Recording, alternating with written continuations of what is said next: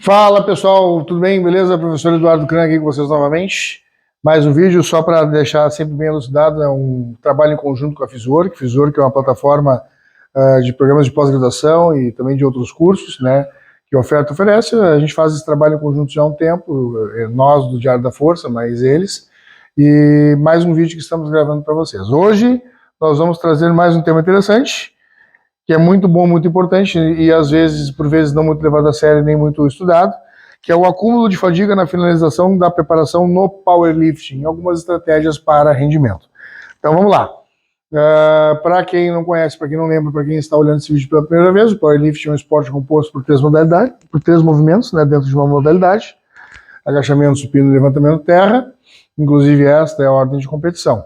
Então, os treinos de powerlifting, assim como todos os outros tipos de treinamento esportivo, eles têm um efeito cumulativo. Esse efeito cumulativo ele gera um grande estresse metabólico, fisiológico, hormonal, né, pré-fadiga, enfim, né, a gente fala de estresse mecânico também, né, muscular, osteotendíneo, articular de uma forma geral, e todo esse estresse ele nos causa uma fadiga constante. Então, para eliminarmos essa fadiga ocasionada, principalmente por lactato, muito embora, né, isso é um outro detalhe muito importante dentro da fisiologia do exercício, que é bacana a gente frisar. Nós temos vias metabólicas de obtenção de energia. Né? A gente tem a aeróbia lática, a aeróbia predominantemente oxidativa, a anaeróbia lática e a anaeróbia alática, né, o sistema fosfagênio ATP-CP, que é uma via de altíssima intensidade, curtíssima duração, que engloba aí os esportes de força, principalmente aí, powerlifting ou LPO e até 100 metros rasos, digamos assim, já dentro do contexto do atletismo. Então, dificilmente a gente vai conseguir ter um acúmulo ou uma liberação muito grande de lactato, né, durante repetições máximas dentro do powerlifting. No entanto, a cadeia de treino, ela, além de ter um volume muito grande, ela tem uma demanda de tempo muito grande. Então, dependendo da sessão de treino, dependendo do percentual de carga que a gente está trabalhando, principalmente percentuais de carga mais altos, né? 75, 80, 85, 90%, 80 para cima ali, 80, 85, 90. Né? A gente tem um tempo maior de intervalo para descanso, uma demanda de tempo maior de treinamento. Então, às vezes, a gente faz SBD, ou Squat, Bench Press e Deadlift, são os três movimentos na mesma rotina de treino, e o treino acaba levando ali 2, 3, às vezes até 4 horas, dependendo do atleta, dependendo do peso do atleta e da quantidade de carga e tonelagem naquela sessão de treinamento naquele dia. Dadas essas proporções deste timing, né, a gente tem esse acúmulo por estresse e fadiga. Né? E é muito bom a gente buscar evitar ou diminuir a propensão dessa fadiga para que a gente consiga ter uma demanda de treino equalizada até o final do próprio treinamento, não chegar extremamente fadigado lá. Um dos motivos da gente, em determinadas fases do treinamento, inclusive, praticar o SBD, né, o agachamento, supino e levantamento de terra, no mesmo dia, é buscar mais condicionamento físico geral para essa demanda de esporte. Né? Então, uma das formas da gente equalizar isso é subestimando as RMs propostas para percentuais de carga. Então, quando a gente está iniciando os blocos de treinamento, 60% da carga, 55% da carga, a gente tem um overload entre acessórios, né, e exercícios principais, main lifts. Então, quando nós estamos reiniciando blocos de treinamento, os acessórios eles acabam se tornando mais pesados. Os acessórios eles entram mais nos moldes ali daqueles blocos de hipertrofia básica de musculação, né, séries de 6, 8, 10 repetições máximas, e os lifts principais estão mais baixos, 55%, 60%, girando em torno de 5, 6, 8 repetições, também subestimadas. Por quê? Descrito na literatura aí, você pode ter certeza que 60% da carga você consegue fazer de 12 a 15 repetições, tá, para um determinado lift. A gente não faz isso porque o efeito cumulativo a longo prazo desses blocos de treinamento, a gente pegar um macrociclo aí de 12 semanas, o efeito cumulativo desses blocos aí vai levar com que a gente chegue a essa fadiga num futuro próximo. Então, os acessórios, eles vêm com uma intensidade maior, e aí os acessórios a gente estabelece em cima do RPE, da sensação subjetiva de esforço, né? Então é muito importante também a gente entender que quando a gente fala em RPE para acessório, a gente fala em repetições máximas específicas para esse acessório. Como eu vou saber uma carga boa para eu trabalhar um acessório e tentar, inclusive, determinar essa fadiga em cima dessa demanda de trabalho com volume, tonelagem final e intensidade. Eu vou dar um exemplo para vocês. Se você tem 6 repetições para fazer uma pendulum, numa remada, a quinta repetição ela tem que ser muito difícil e a 6 quase impossível, mas sendo feita. Então, vocês sabem que para 6 repetições máximas, se na quinta foi muito difícil, na sexta vocês quase não conseguiram fazer, completaram o movimento para ser um pouco mais difícil, então vocês, para 6 repetições, tiveram uma demanda assertiva na sensação de esforço de vocês. O que acontece muito é o julgamento errado do RP.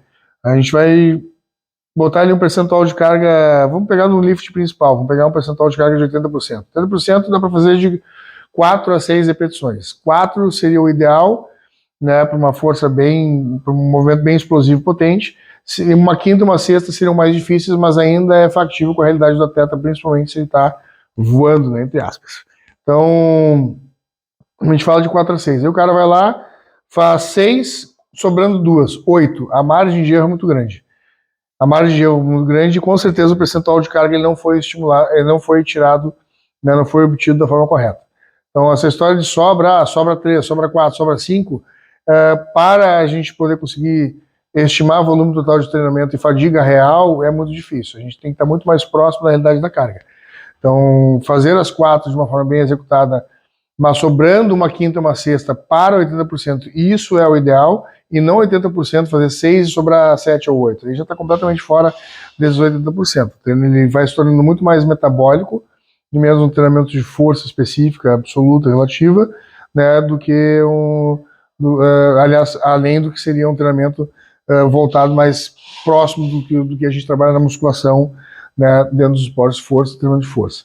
Então, algumas das estratégias para vocês evitarem fadiga, conforme a rotina de treino de vocês for se apertando, vocês forem chegar mais próximos de uma competição, e aí vamos dizer assim, 4 semanas antes da competição, 5 semanas antes da competição, pelo menos as 3 próximas semanas vão ser mais intensas, vai vir uma 4ª semana média moderada, com subestimação de cargas máximas, que aí já para evitar esse acúmulo de fadiga, e a semana 5 seria o deload, que vocês fariam, né, um tapering para poder competir aí no final de semana subsequente para essas datas, tá? Então, vamos lá, vocês vão chegar naquela semana mais intensa, na primeira, segunda e terceira semana são as mais intensas antes de chegar na fase de competição, lembrando que se faltam 5, a gente fez um macro ciclo de 12, então vocês já treinaram 7 semanas.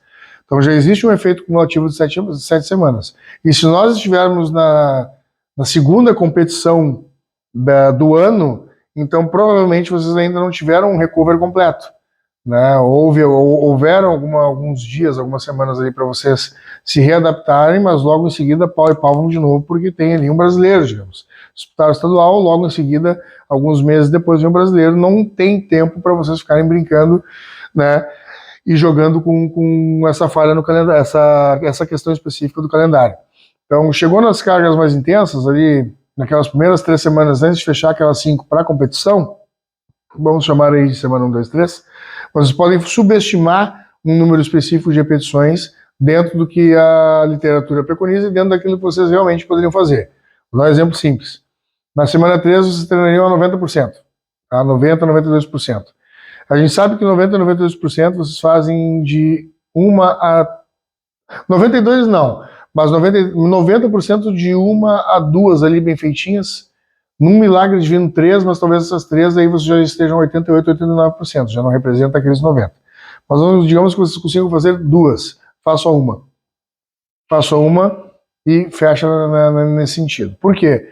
Porque se vocês tiveram condições de fazer 2, ou tinham condições de fazer até uma terceira, vocês poupam em tonelagem final, né? Mantém o sistema neural de vocês pronto e apto porque realizaram aquela repetição e vocês diminuem o excesso de fadiga depois. Algumas literaturas ainda para tamponamento usam magnésio, né, magnésio em cápsulas, né, para poder tamponar melhor, né, sistema ácido base, né, também a suplementação intra-treino, né, com dextrose, maltodextrina, enfim, né, BCAA, né? Existe literatura, vasta literatura sobre isso, algumas recomendam, outras não recomendam. Uma hidratação satisfatória, algum açúcar simples, né? Que vocês possam ir ingerindo durante aquelas 3, 4 horas de treino, um pedacinho de rapadura, uma banana, né? Para vocês conseguirem perdurar, né, esse treino de vocês. E, obviamente, a hidratação, como eu havia falado anteriormente, que ela é fundamental. Mas uma das estratégias que vai mais funcionar com vocês é a subestimação dessas intensidades em cima do número de repetições para volume de treino, tá? Então, 80% que vocês fariam 4 a 6, faz 3. Se está muito cansativo, faz 3, faz 2. O importante é vocês conseguirem mecanicamente replicar aquele percentual específico naquela semana de treino.